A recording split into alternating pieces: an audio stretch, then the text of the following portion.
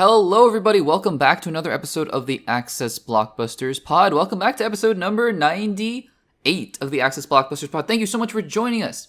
Today, a little bit of a quieter week, but I think we have still some really fun topics to dive into.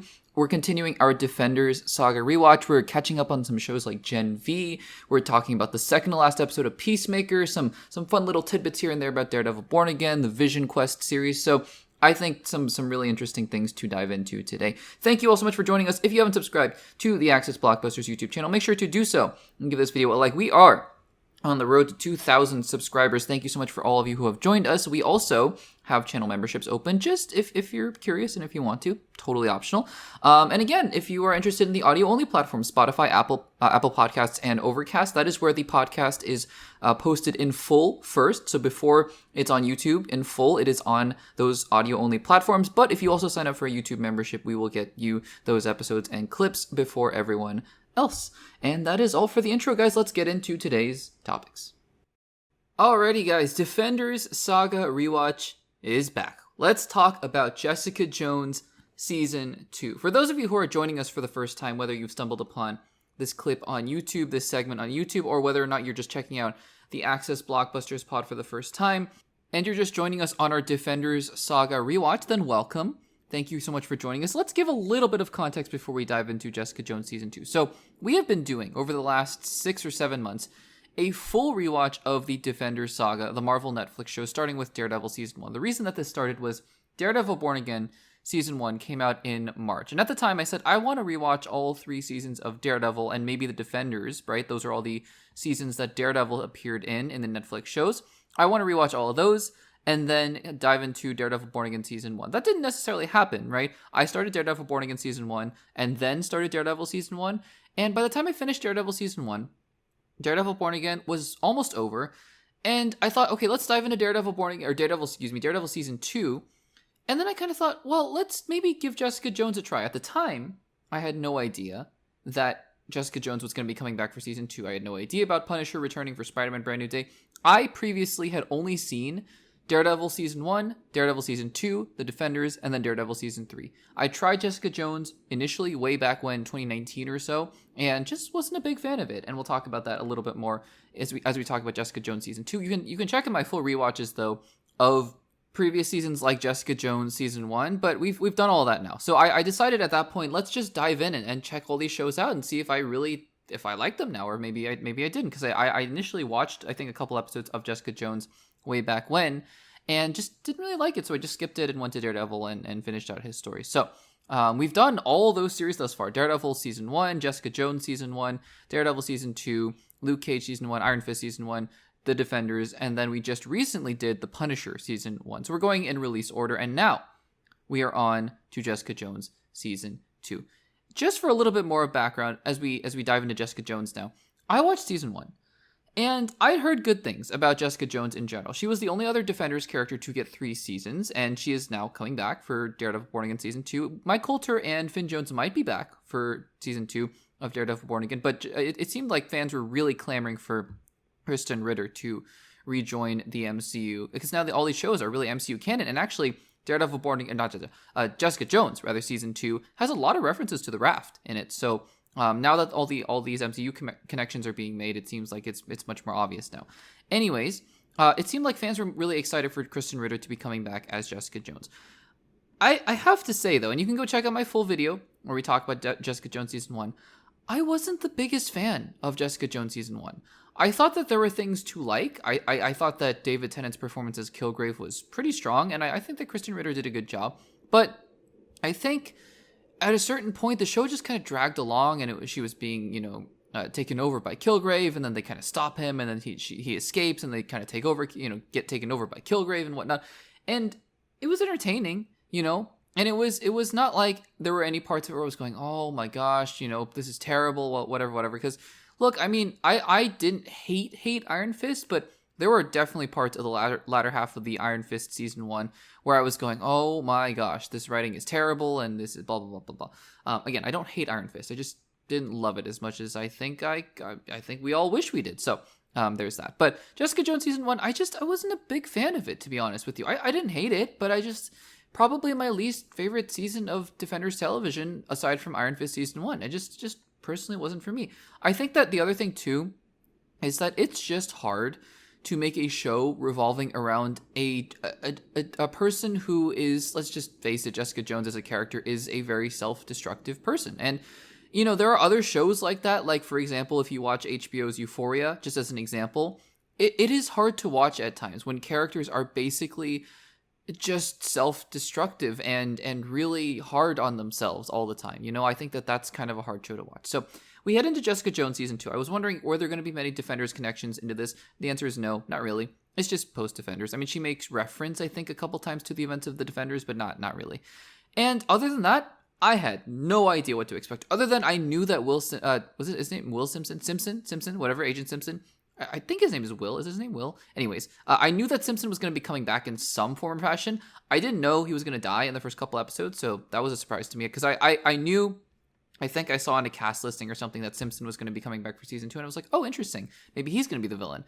He turns out he's only there for like 1 or 2 episodes. But other than that, I knew nothing. And I have to say, I think Iron Fist Season 1 is still my least favorite Defenders season of television. But I wrestled with this one for a while. I was just about ready. By the time we got to episode 10 or 11 out of 13, I was just about ready to put this as my least favorite.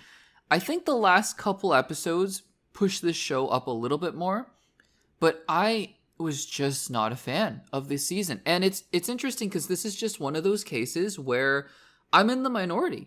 It seems like critics and audiences, I think, really enjoyed this season of television. And it sucks because I'm just not one of them. And I wanted to enjoy this so much more than I did. And it comes down to one big central thing. I just don't really feel like I'm invested in these characters.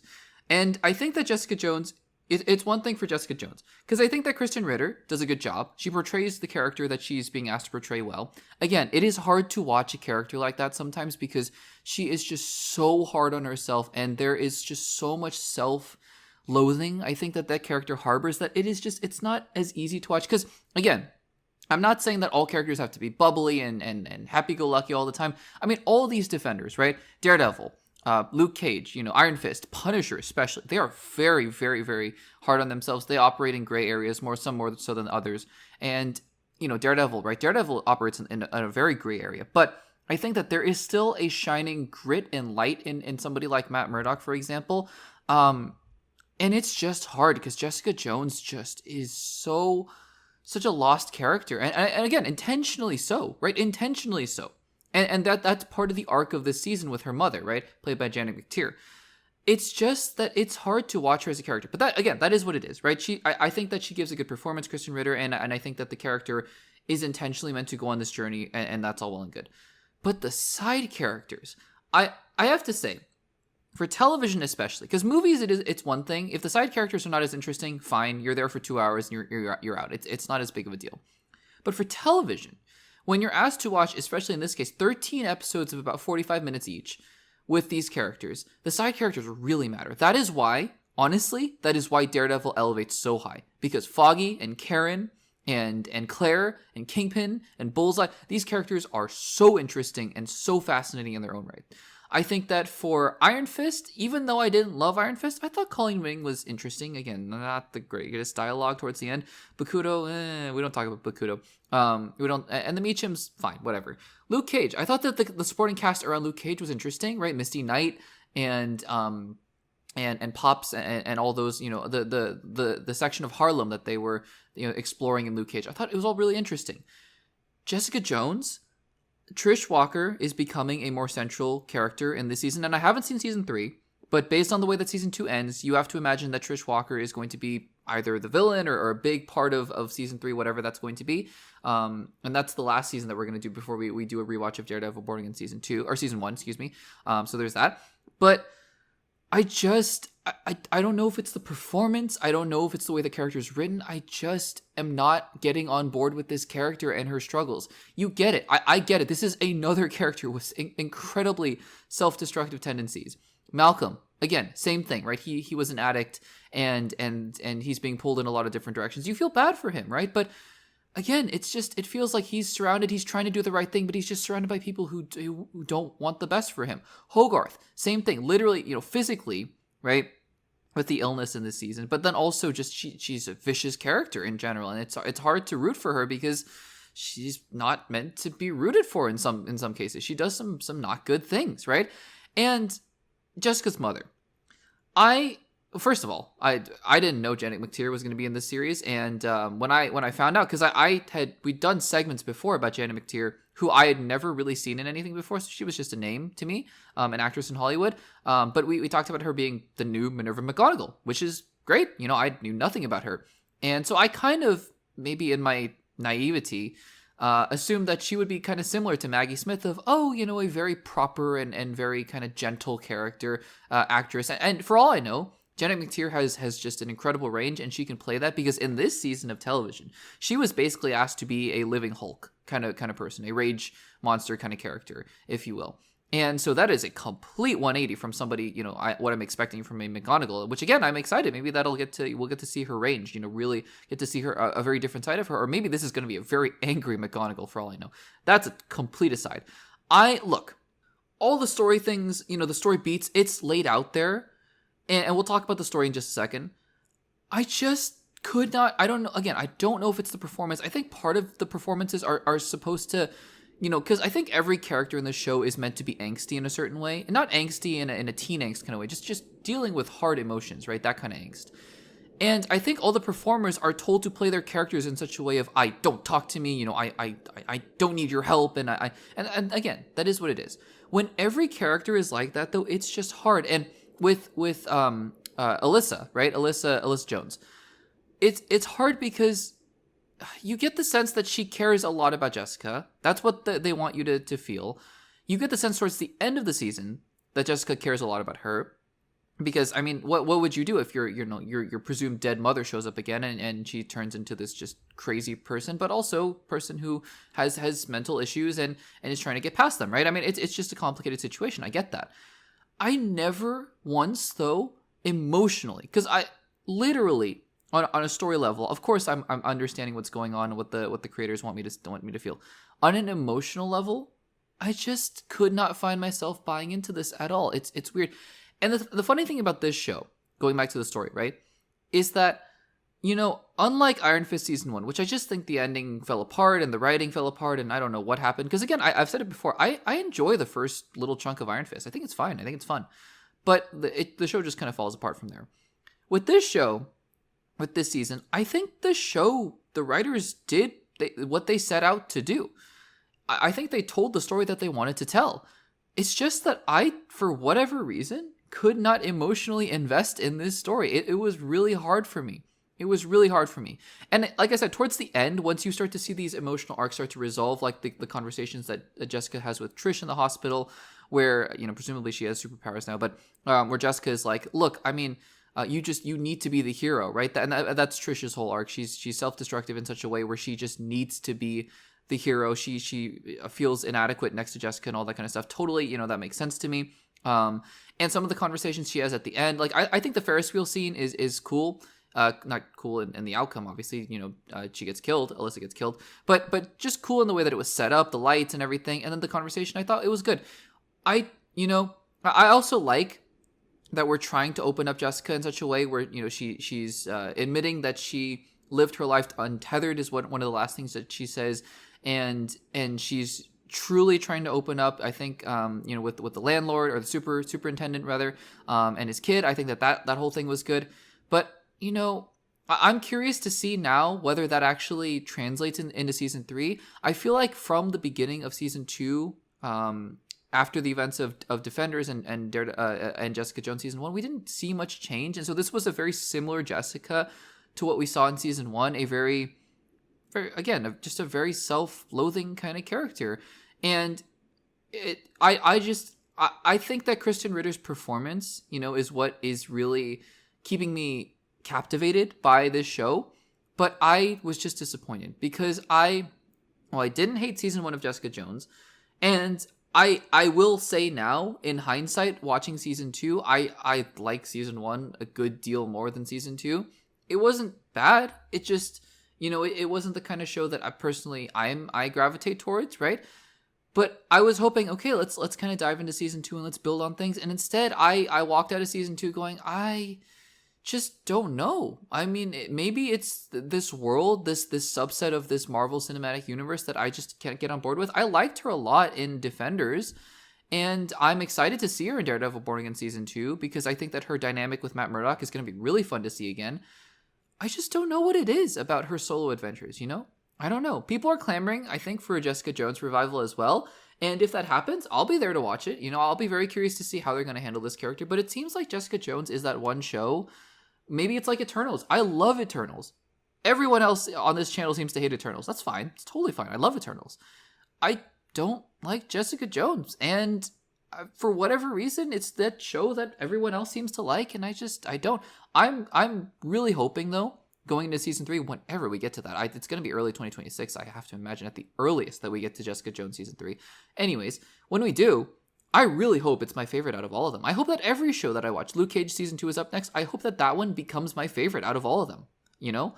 It just wasn't in the cards this time around. So guys, that is our rewatch, or I guess really first time watching of Jessica Jones season 2. Did you guys enjoy the season more than I did? I hope so. And we're looking forward to the next season, which is Luke Cage season 2. Let me know what you guys thought about Jessica Jones season 2 in the comments down below. Alrighty guys, so before we get any further with this, I suppose I should say spoilers for Daredevil Born Again season 1, which has been out for about a year, but this is probably the biggest spoiler of the entire show, and we've talked about this before, but Foggy Nelson dies in the first 10 minutes of the show, and that was a devastating scene. It was heartbreaking. We all who watched the original Daredevil show loved Foggy. I think a lot of us did. And just to see that he died, and I think for a narrative reason, you know, I don't think it was for no reason. Of course there is shock value when you do something like that anytime, but I think that the narrative did play into the narrative, right? That Born Again. Why was Daredevil born again? He had to come out of his slumber post Foggy's death, and that's all well and good. Except for the fact that during Daredevil Born Again season 1's initial run, so not even when the show was over, I believe, but actually during its initial run, Brad Winterbaum, who is the head of Marvel Television, came out and said that Foggy Nelson, not just Foggy Nelson, Eldon Henson, who plays Foggy Nelson, would be coming back for season 2. He said, I'm paraphrasing here, but this is, I just recently reread the quote here for this segment, just to prepare for this segment. What he said was, without giving away, this is what he said, without giving anything away, both Deborah Ann Woll, who plays Karen Page, and Eldon Henson are coming back for season 2. So this is interesting because Eldon Henson was just asked about returning for Daredevil Born Again season 2 because literally the head of Marvel Television was like, yeah, Eldon Henson is coming back for Daredevil Born Again season 2, to which he said, quote, I hate to be the bearer of bad news, but it's just not happening. So all of a sudden, we go from cut and dry case, I mean, just, you know, watching Daredevil Born Again season 1 that, oh, you know, Foggy's dead and he's not coming back, to confusing situation with Brad Winterbaum saying Foggy is coming back, and we speculated at the time. There's an entire segment we did about this on the Access Blockbusters pod where we talked about what could the possible reasons be. The most obvious one is flashbacks. That seems pretty obvious, pretty cut and dry that Eldon Henson would still be coming back for some flashback scenes. I think that makes sense. Could he also be resurrected like a la Elektra in Defenders? Maybe. I mean, it's the MCU. It is Marvel Television, Marvel, you know, MCU, Marvel Netflix. I mean, sure. Characters come back to life all the time in the MCU. Loki has died 6 times, 5 times, and I'm sure that he'll die again in Doomsday. I'm sure he'll die again in Secret Wars. It's what Loki does, and he comes back to life. So who knows, right? Who knows about that? But I mean, we went from that situation to being like, yeah, I guess he could come back. Not sure how, not sure why, but sure he's coming back too. Now, back to a situation where Eldon Henson's like, no, I'm not coming back. And so now we're left to wonder, well, somebody is right. Because this is not I'm a big advocate on this YouTube channel for looking at things in a very nuanced way when it calls for it, because a lot of things in life have nuance. A lot of things in life have gray area to them. This is not one of them. Either Foggy Nelson is in this show, is in season 2, or he's not. And it's as simple as that. Neither Brad Winterbaum is right, or he's wrong, and either Eldon Henson is right, or he's not. And in which case he would be lying, which again is not the first time a Marvel actor has done this, a la Andrew Garfield saying, I'm not the werewolf, I'm not in Spider-Man No Way Home, don't talk to me, don't ask me those questions because I'm just not in the movie. Lo and behold, December 2021 comes around and he is very much in that movie. So, Eldon Henson might have seen that people were speculating about his return in season 2, and he was like, yeah, just gonna, kind of muddy the waters here and say, no, of course I'm not in season 2 when he actually is. I feel like that is a distinct possibility just because the head of Marvel Television literally said, Eldon Henson is coming back for season 2. And this was not years and years before season 2. This was a few months probably before they entered pre-production for season 2. And sure, there's a possibility that things changed, right? They originally had scenes with Eldon Henson and they scrapped them. That's possible. But I find that a little hard to believe just so close to the production of it all. So honestly, at this point, my gut is telling me that there are probably going to be a few scenes sprinkled here or there with Foggy Nelson in Daredevil Born Again season 2. I mean, the other alternative, which is, I don't know, kind of cheap, because, Brad Winterbaum said Eldon is coming back for season 2. He didn't say Foggy Nelson is coming back for season 2, because if he just said Foggy Nelson is coming back for season 2, well, then you could use archived footage from Daredevil seasons 1 through 3, right? That's very easy and very possible to do. But he said Eldon. So, possibility that Eldon Henson knows exactly what's going on here. He's just in season 2 for a few scenes, maybe a couple flashbacks, and then he's going to dip out. But was confronted with the question point blank and was not going to reveal it point blank. He was not just going to say, oh, of course I'm in season 2 and just wait till you see what happens. Because that's just bad publicity. That's just not the right thing to do in that situation. He could have said, no, I don't think so, but we'll have to see. Again, these actors are put in these weird situations where they have to answer questions that they know the answers to, but they can't reveal. So we'll have to see what happens here. But it's just adding a lot of confusion to a situation where Brad Winterbaum literally did not have to say that. He did not have to say that Eldon was coming back for season 2. He did, and now Eldon is like, nope, not back for season 2. So we'll have to see. Guys, at this point in time, we are in October 2025. I'm already looking to 2026. October 2025. Daredevil Born Again season 2 is probably coming out in, I would say, March or April 2026. Do you guys think at this moment in time he's coming back? Foggy Nelson is coming back for Daredevil Born Again season 2. Let me know in the comments down below. Alrighty, guys, who is excited for Marvel Zombies? Not me, honestly, not really me. I saw the trailer for Marvel Zombies that came out a few weeks ago. We talked about it on the Access Blockbusters pod, and, the trailer did more for me than I thought it would. I thought that Marvel Zombies was just another one of those throwaway projects that, yeah, you're just making content for Disney+. That's really been the thing I've been thinking about for animation, right? You make What If for Disney+, and you make What If Season 2 and Season 3, and I just thought they got worse and worse as they went along. There have been some hidden gems, though. Like, I thought Eyes of Wakanda was fine. I thought it was okay. I thought Your Friendly Neighborhood Spider-Man was actually quite surprising. X-Men 97, I didn't love it as much as everyone else did, but I still liked it. I thought it was good. But I just think that the animation stuff and making all the special presentations and whatnot, they're all just things to kind of fill up the Disney Plus catalog, if you will. And that's just me being a little cynical because their main offering from Marvel Studios has been What If, the animation side at least. And it's just, I've really not liked What If thus far. So when they said they were going to make Marvel Zombies its entire separate show, I really was not on board with that idea. Because it's like taking an idea from an idea that doesn't work, taking a spin-off of What If, which already was something I didn't love. And the Marvel Zombies episode in What If, I thought was fine. I thought it was okay. But I just didn't love it too much. I thought it was one of the more forgettable episodes, but it was okay.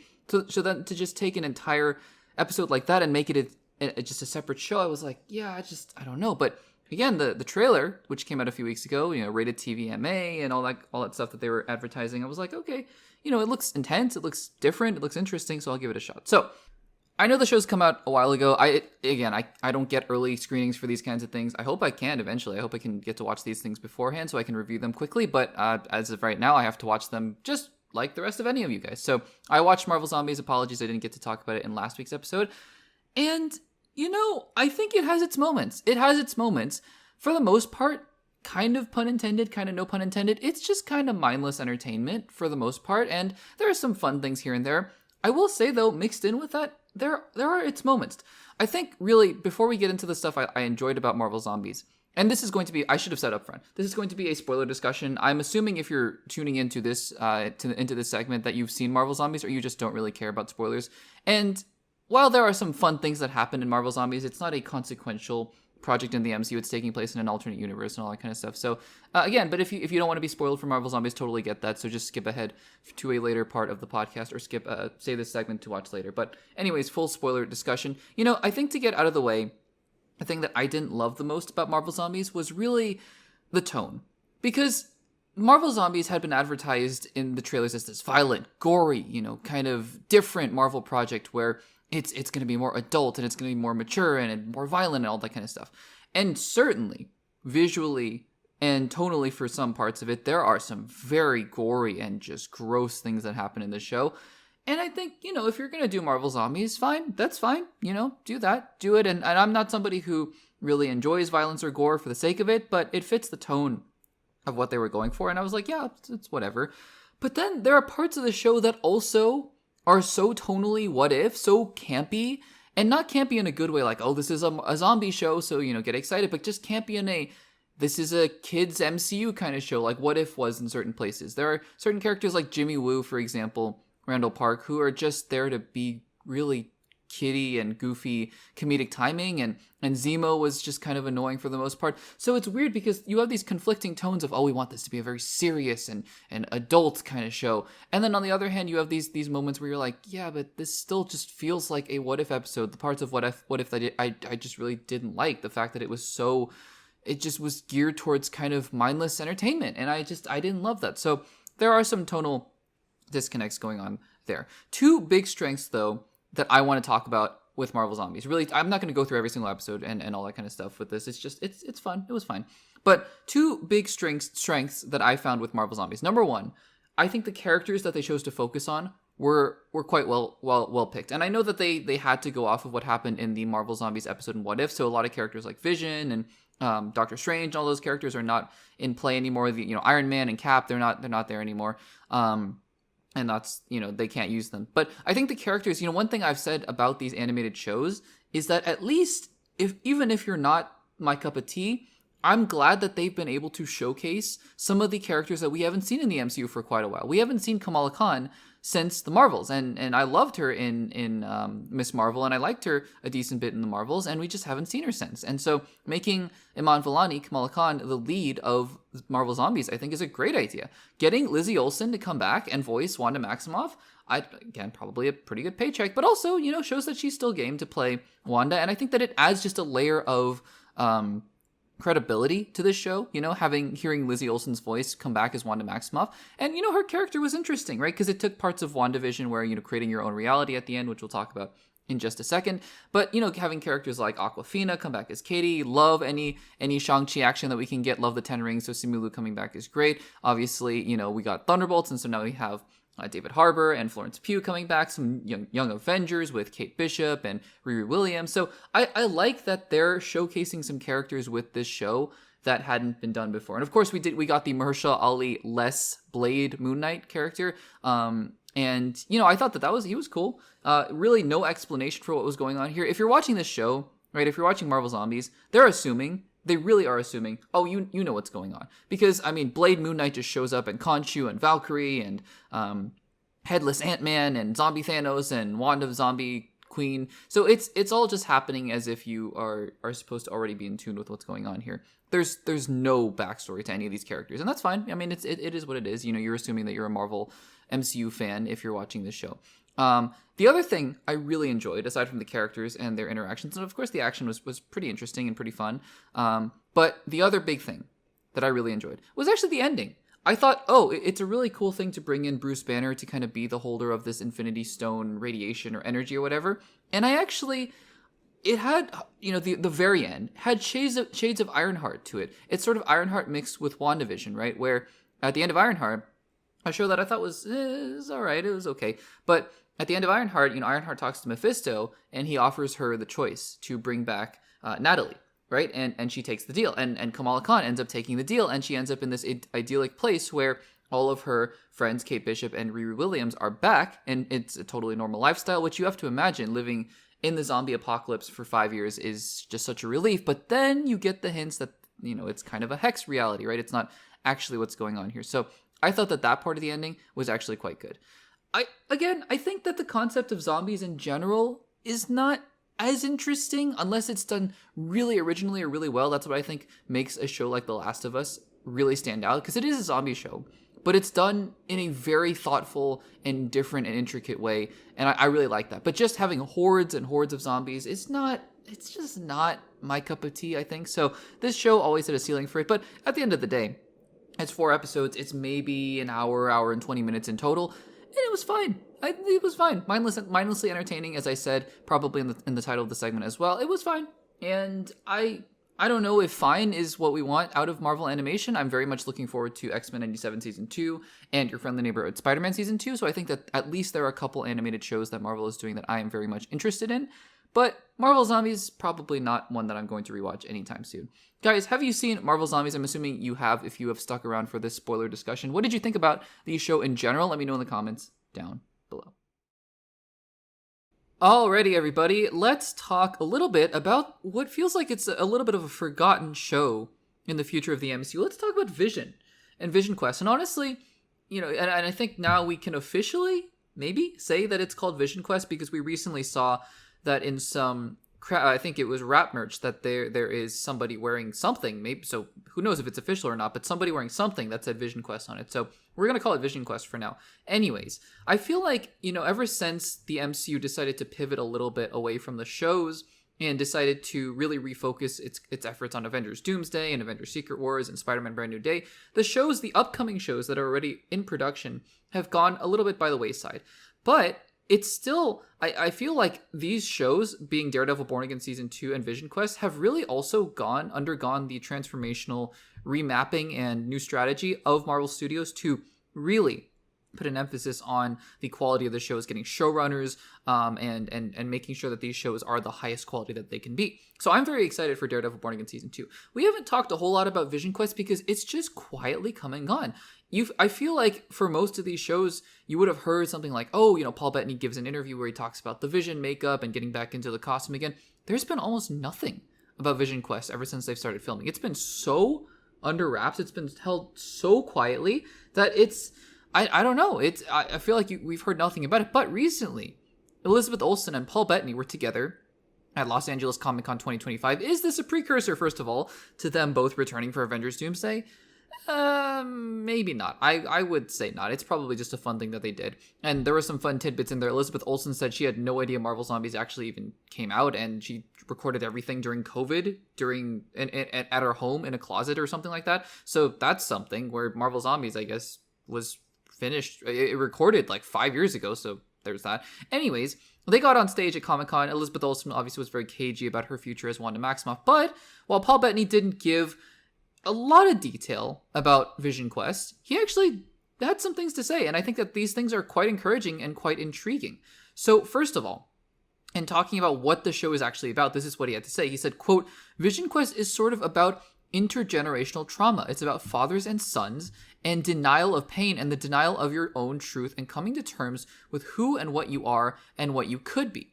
I guess Wanda and Vision's lane in the Marvel Universe is that you are the person you think you are despite what anyone else might say."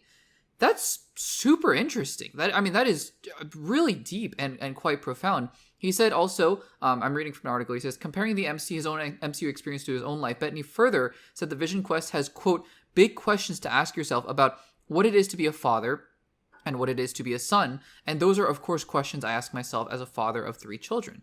And of course, he's married to Jennifer Connelly, who is the voice of, was it Karen? I think Karen, one of the AIs, who might be coming to Vision Quest in the show, because all the AI seem to be coming to life. So that's interesting. We're going to dive into that in just a second here, because you can kind of read into some things here about what Vision Quest might be about. But he also said, with regards to its connections to WandaVision, when asked, is it a direct sequel to WandaVision, he said no. But he said it is, quote, absolutely rightly part of the trilogy, referring to WandaVision and Agatha all along, which we heard before. I don't know if it was Catherine Hahn or someone else who said that there's a trilogy. I think Brad Winterbaum said this as well, a trilogy of WandaVision, Agatha all along, and Vision Quest. And I think that that's super interesting as well. So these 2 quotes, the latter one I think is just more of an interesting nugget of, again, it might hint towards the fact that we talked about a while ago, and I don't know how to pronounce his name. Is it Rorid Malika is playing a character whose name starts with a T, and I forget what the official name of the character is. But we're all assuming it's Tommy Maximoff. I mean, even he and Joe Locke were seen taking pictures together. We're all assuming that it's, as soon as Agatha all along confirmed the fact that Billy Maximoff was reincarnated in this new form played by Joe Locke, we all assume that the character who Rorid Malika is playing is going to be Tommy Maximoff. And it's interesting, right? Because now Vision is saying, Paul Bettany is saying that this show is going to be about intergenerational trauma. So think about this, right? In a very weird, odd, twisted way, you have 3 generations of this messed up family, that messed up in facetious terms, but it's just a weird, strange family, because Ultron is coming back. Ultron, voiced by and played by James Spader, is coming back. Ultron, in reality, I'm not going to say Ultron is Vision's father, because Jarvis was there before Ultron, so it's this weird cyclical loop that's going on here. But yeah, I mean, Ultron's vision was... Well, I mean, Vision, that's why they call it Vision. Ultron's vision was to create Vision. I realized how weird that sounds. But, he wanted to create the Vision, just wanted it to be himself, right? But, in creating Vision, he sort of was Vision's father in a weird way. And I'm not sure if the show's going to play with that. And then, in the Wanda's Hex reality, Vision is Tommy's father. And so I think I would think now that this leads some more credence to the fact that that kid, or the actor, Rorid Malika, is playing Tommy Maximoff, and we're going to explore some very interesting dynamics between those characters. And also, obviously, Paul Bettany talking about the fact that Vision Quest is about, people figuring out who they are and what they are in the world. Obviously, that plays into the fact that this is going to be the White Vision, the Vision who has the memories of the old Vision implanted in him, so is trying to figure out who exactly he is. He's made of the literal parts of the real Vision, but is not, in fact, the Vision that really shares the memories, or he shares the memories, but not shares the lived experience of the Hex Vision. So I think that's all is super interesting, and we'll see what that is. I feel like this is going to be a show. I mean, it's called Vision Quest, right? It's the quest to figure out who Vision is, and at the end of it, he's going to realize that no, I have the memories of Vision. I am the Vision. I think he says that at the end of WandaVision before he flies away. So, anyways, I think all this is super interesting, super fascinating stuff. I love, by the way, when shows about crazy things, can dive into super deep and relevant topics. And I love how WandaVision did that with grief, and other shows can do that as well in the MCU and movies as well. Black Panther Wakanda Forever, also about grief. So I'm very excited about Vision Quest, honestly. I don't know when it's coming out, probably late summer 2026 is my guess. And then we'll go from there. We'll see what Vision Quest is actually going to be about story-wise. So, guys, what do you think about these new plot details that Paul Bettany is giving about the show Vision Quest? Are you excited about it, or maybe not as excited about it? Let me know in the comments down below. Alrighty, guys, are we ready to talk about the second to last episode of the DCU show, Peacemaker Season 2? Let's talk about it. Episode 7, I was going to say episode 2. Season 2, episode 7 of Peacemaker Season 2. If you have not seen this episode, no worries. Just make sure to save this segment, save this podcast, save this video for later, and come back once you have. Or if you don't care about spoilers, welcome. Let's dive in. Honestly, guys, I feel like I've been a little bit disappointed with Peacemaker thus far, Peacemaker Season 2. I don't know if it's just because I had really high expectations. I don't know if I genuinely am disappointed with what's going on in this season. I feel like this season has had a lot of the really good things. I said this last week. I think Season 2 has a lot of the best qualities of Season 1. The humor is pretty much there. I think it's a little less funny than Season 1, but I think that it still has those core elements of the characters and Chris Smith and everything, everything that you like about Peacemaker Season 1. It just feels a little unfocused. It just doesn't feel like it has that same determined energy about it, gritty energy. It just kind of feels like James Gunn said, okay, let's Season 1 was great. Let's kind of just do a lot of different things. So you have a lot of different storylines going on here with Argus and with the multiverse and with tons of other characters and all these different things moving around at the same time with Michael Rooker's character. There's just a lot of different things that it seems like James Gunn just wanted to do at a certain point, and it all kind of coalesces at the end of the day in a season that has felt a little sloppy, a little bit unfocused. So here's the thing. You're heading into the second to last episode, and you're expecting, okay, we're going to be setting up the big finale here. I came out of this second to last episode underwhelmed, because Now, here's the thing. The ending of this episode in isolation, I thought the ending itself, just the last 10 minutes or so, really good. The intensity ratchets up. You have all the characters all coming together. There's a huge fight. There are a lot of emotional things happening fast. The pacing of the last 10 minutes was really great. Just all these little moments happening quickly. Chris kind of coming to that emotional realization for himself that he thinks he's the problem and it's not the multiverse. It's him, and he's gonna have to grapple that with that emotionally. And that's a very powerful moment, right? It's a very powerful moment. Amelia even having that little moment at the end where she tries to kill Keith, but that doesn't happen. So we all assume, right, it's Chekhov's gun that if you kind of sow the seeds earlier, then it's going to come back to pay off later. So I assume that Keith is going to come back to the end of this season, probably next episode somehow, because he obviously now has a vendetta against his brother, quote unquote brother, because it's not really his brother. And Augie dies, the Augie from the alternate dimension, Earth 2 or whatever they're calling it. But he's not a great guy in that universe either, it seems like. I mean, he kills a bunch of the police officers earlier, but Chris seems convinced that he's not a Nazi. So yeah, I mean, it's we'll see, right? It's all so interesting, all these different things that are happening. And yet, I mean, a couple things to note, right? If you've seen the trailer, there's this one shot that I remember seeing the trailer and going, what in the world is that? There's a giant monster spider thing that I from my memory, we haven't seen yet. So I'm assuming that's going to come up in next week's episode. And we're setting up this huge conflict here with Argus, right? Because now, here's my problem with the show. The show had wanted for most of the season to be like, multiverse is the thing, and alternate universes is the thing, and this alternate universe where the Nazis won World War II is the big draw, and everything's going on here. And I mean, I'm sure it'll come back, right, in next week's episode. I'm sure that there will be, it's not like they're just going to get rid of it entirely. But the way that this penultimate episode is set up here, to make you think about what to look forward to next week. And again, I deliberately, because I said the last 2 weeks I watched those. Not previously on, but next week teasers, right? Just because James Gunn had been saying, oh, big cameos, big things are coming, and so I watched those two teasers, just to see what was going on there, and I didn't get a whole lot out of them, to be honest with you. So I just didn't want to watch this week's, because who knows, right? I just didn't want to know what next week's episode was. I just want to go into next week's episode with the assumptions of what James Gunn wants you to think next week's episode is based on purely episode 7 alone.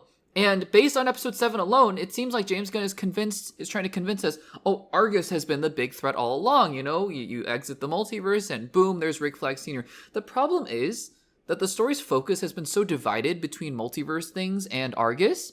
And for Argus's part, it's not like, I'm not saying that shows and movies can't have multiple subplots coming or happening at the same time. Of course they can. And in fact, many good shows and movies have multiple subplots that eventually coalesce around the same thing.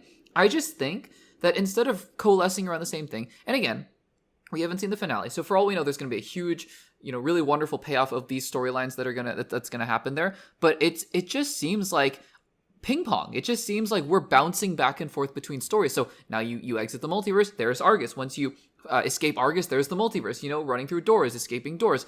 And I feel like that frenetic energy of the overarching story has made this penultimate episode feel very anticlimactic. Again, I'm not saying that the ending itself was anticlimactic, because the ending 10 minutes in themselves, very tense, very emotional, right? But in terms of the arc of the overall season, just not really doing it for me. And I'm not saying that the smaller, quieter moments are not good, are not warranted, right? Like the moments where Judo Master is playing Scrabble with Adebayo. I think it's fine. Those are totally fine. It's just that when you have these moments in these episodes, and then the episodes themselves just don't feel quite as satisfying, it just makes it feel, I don't know. It just feels like what you're watching, it doesn't feel as full. And honestly, I don't know, because I'm sure that James Gunn always wanted to end the 6th episode with the revelation that they're in the Nazi universe, right? I'm sure that always was the cliffhanger to that episode. But I feel like that last week's episode and this week's episode, it almost feels like they could have been part of the same thing, right? It almost feels like they could have been part of the same episode, because if you just kind of combine the two and then just take out some of the fluff there. Now, I'm not saying it's fluff or filler, but I just some scenes here and there, it feels like you could have had a really jam-packed, solid episode here of 6 and 7. As it stands, I feel like episode 7 feels a little light and episode 6 feels just a little light, you know? And I'm, again, I don't know. I don't dislike Peacemaker Season 2. I've been saying this all along. I think it's totally fine. And I think that there are some things to really like here. But I feel as an audience member, I've been just kind of moved around and forced to pay attention to one thing here. And then look, there's another thing here. And I truthfully don't know. You know, I don't know what to expect in this last episode. I guess the last episode is going to be a jailbreak, you know, to get Peacemaker, get Chris out of jail. But then there's this giant multi-dimensional spider thing that you have to deal with, right? Apparently, just based on the trailers. And it's just a strange feeling because, you know, for example, a show like Stranger Things, the penultimate episode of a season might be, you know, in season 4, you're setting up this big heist in not the Void. That's not the right thing. The Void is MCU. In the Upside Down, right? And everyone's prepping for it. And the last scene of the second to last episode is all the kids getting ready and gearing up for it. And it's like, okay, let's go. And in the last scene of this episode, I'm like, yeah. I mean, it feels like maybe 6 out of, you know, the 6th episode out of 12. So I don't know. Again, like I said, there are things in this episode that I really enjoy. I enjoyed the ending. I think that there are some very interesting things that were kind of explored here, but felt a little bit rushed between Keith, between Augie, and between Chris. And other than that, there was just some fun action. And that's about it from this episode. So I'm looking forward to the finale insofar as I'm just curious how they're going to wrap this thing up. But I don't know what to expect. I'm not sure. I don't think a cameo from Superman is going to make the season any better or any worse unless, you know, depending on how he's used, just purely a cameo from Superman, if that's what's going to happen, or Batman, or I don't know. I have no idea what's going to happen. James Gunn has been teasing all along, big things for the DCU, and I'm just like, can we just end the season itself though on a good note? And I'm sure that James Gunn is doing his best, and he's going to do his best to do so. So we will see about that. But at the end of the day, unless the last episode really changes the complexion of the entire season, a la Agatha all along, I feel like I'm just gonna walk out of it being like, yeah, it was good, but I think season 1 was probably better. So anyways, guys, what did you think of the second to last episode of Peacemaker Season 2, Episode 7? Let me know in the comments down below. Alrighty, guys, I know that I haven't been talking about this show week to week like I usually do with the major shows, and that, truthfully, has only really anything to do with scheduling and when I'm able to watch these episodes, but finally, I have some time to talk about the episodes. I'm finally caught up in time to record a segment for the upcoming podcast, so let's talk about episodes 1 through 5 of Gen V Season 2. This is going to be a full spoiler discussion, so if you have not seen episodes 1 through 5, latest being episode 5 that came out this past week, no worries, just make sure to save this segment, save the podcast, and save the video for later, and then come back once you have. And again, I want to say that the only reason it's episodes 1 through 5, you know, why are you doing 5? That's not the halfway point. The halfway point is 4. There's 8 episodes. Simply because Gen V episodes come out on Wednesdays, and Thursdays are basically dedicated to Peacemaker, making sure I watch those episodes and get those uploaded. Wednesday nights are pretty busy for me, so it's just not been able, I haven't been able to work it out that I can get caught up in time for the podcast recording, but this week I was able to. So let's dive in. So Gen V Season 2, and also for most of you watching, right, most of you on the Access Blockbusters pod community, the Access Blockbusters crew, if you will, most of the content, if not almost all the content that we cover on this channel is mostly family friendly, I would say. At least, friendly for most audiences. But Gen V is one of those rare exceptions where it is definitely not family friendly. I generally, I don't love that kind of content of graphic violence or other things that go on in shows like Gen V. But I think that one of the things that makes The Boys and Gen V super interesting is the story and the context within which these universes take place, and sort of how they're mirroring our real world political contexts and just the real world entertainment industry, Hollywood, superheroes and superhero movies and superhero merchandise and marketing and things like that. So I find these stories to be very compelling, even if sort of the coverings and all the rest of the stuff that's going on outside of it and around it are very questionable, very not kid friendly, shall we say. So Gen V Season 2. Gen V Season 2, right? First 5 episodes picks up a little bit after the end of Season 1. And that's one of the biggest questions that I had going into Season 2. Watching the trailers, it's clear they're out of prison, Elmira, right? And the question that I had at the end of season 1 was, okay, so now they're all kind of trapped in this prison cell. How are they going to get out? Is most of season 2 going to take place in this prison? And then you see in the trailers for season 2, nope, they're out already. They're already free. And so it was a question of, okay, how are you going to justify this in the story? How is this going to make sense? And I found that it was very much like a Squid Game season 2 sort of situation, where in Squid Game season 2, you see the trailers. Why is Gi-hoon back in the games? Because, I mean, he's trying to track down people for sure, but also because it worked in season 1, so we're going to put them right back where it seemed to work previously and all that kind of stuff. So the same question applies. Why are the kids back at school? Because that's what season 1 was about, and that's what we're going to do again. So I'm a little disappointed because, yeah, I enjoy the school dynamics, but I feel like that was what season 1 was about.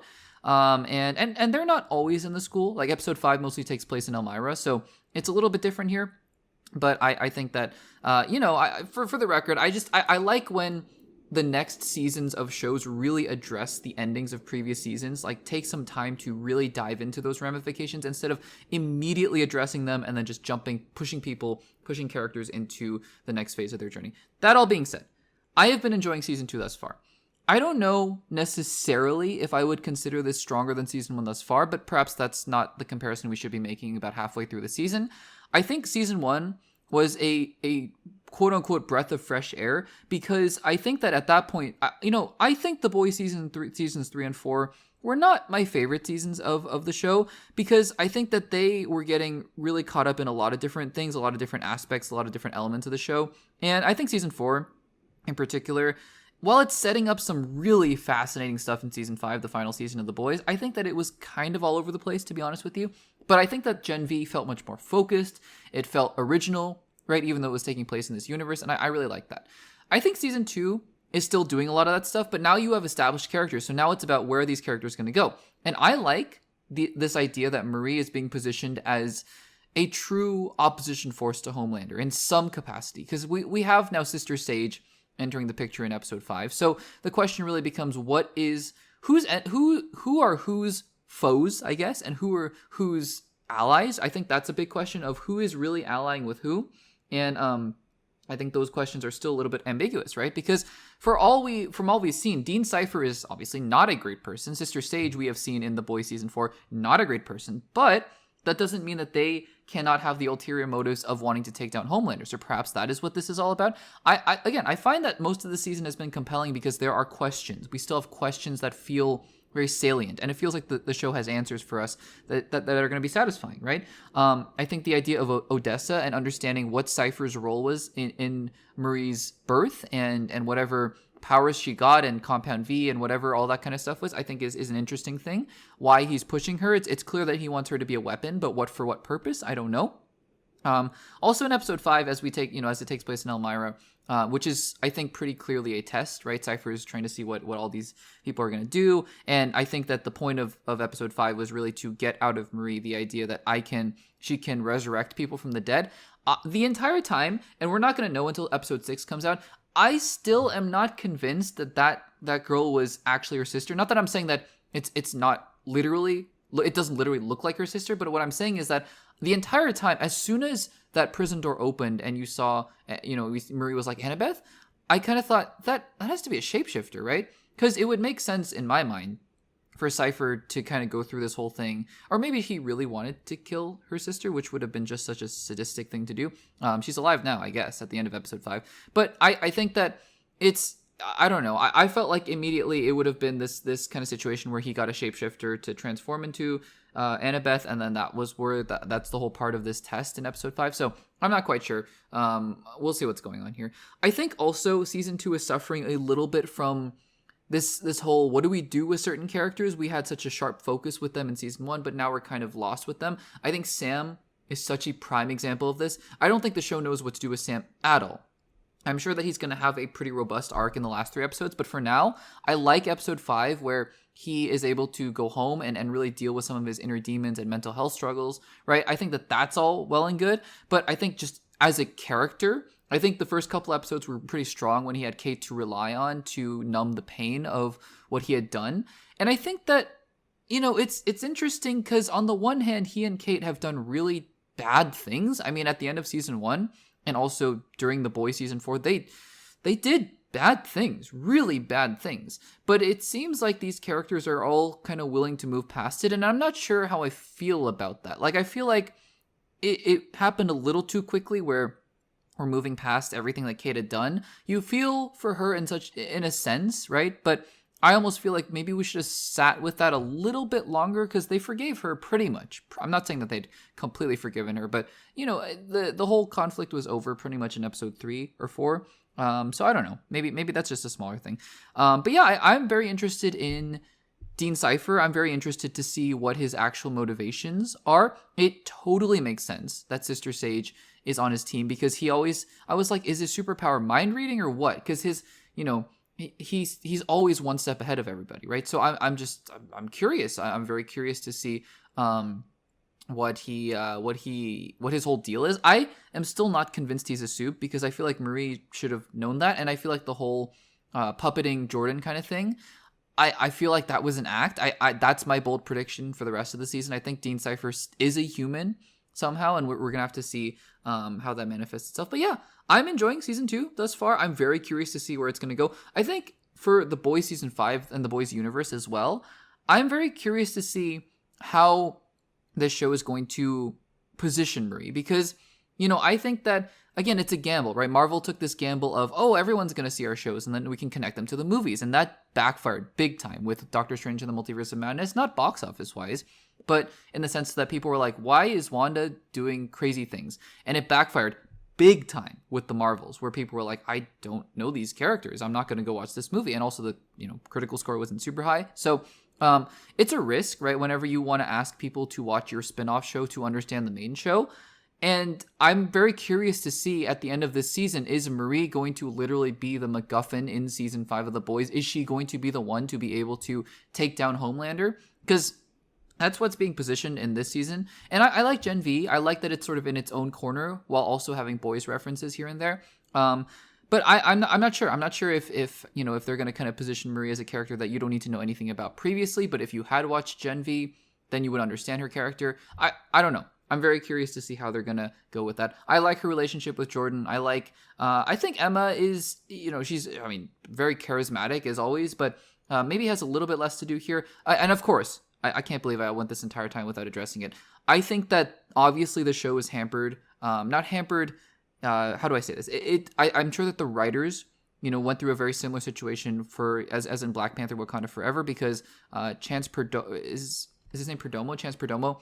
He passed away very tragically on a motorcycle accident before season 2 was about to start filming. So they had to kind of rewrite a lot of the season. And I think the stuff that has to do with Andre is very poignant. And I think that it's, we're going to see more of that, I'm sure, with Polarity, his dad, in the show, and all that kind of stuff. So I'm sure that they had to go through a lot of rewrites and go back to the drawing board.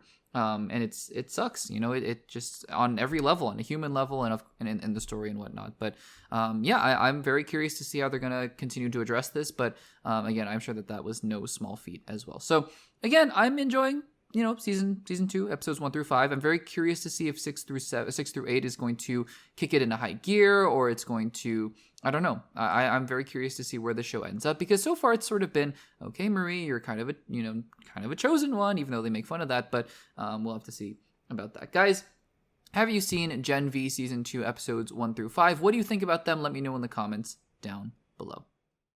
And everybody, that will do it for episode number 98 of the Access Blockbusters Pod. Thank you so much for joining us again. Like I said earlier on in the episode, in the intro, a little bit of a catch-up episode. I think it's been fun, though. The movie season has been slowing down just a little bit here. And as Peacemaker season 2 wraps up, I think that's just in time for some other really exciting movies to come out. I think next week I'm hoping to be able to see Tron Ares before episode 99 of the Access Blockbusters Pod. But if not, we'll release it on with the special episode number 100 of the Access Blockbusters Pod. Crazy times, crazy times. So we'll see about that, but I'm hoping to see Tron Ares before then. We'll hopefully, also talk about the finale of Peacemaker season 2. Very curious. You heard my thoughts there. I'm I'm interested to see where this show ends up. But yeah, a lot of fun things to talk about in next week's episode. And then we're just kind of, October is going to be October. I think Welcome to Derry, I'm kind of thinking about whether or not I want to do weekly episodes, weekly recaps, just kind of if there's time.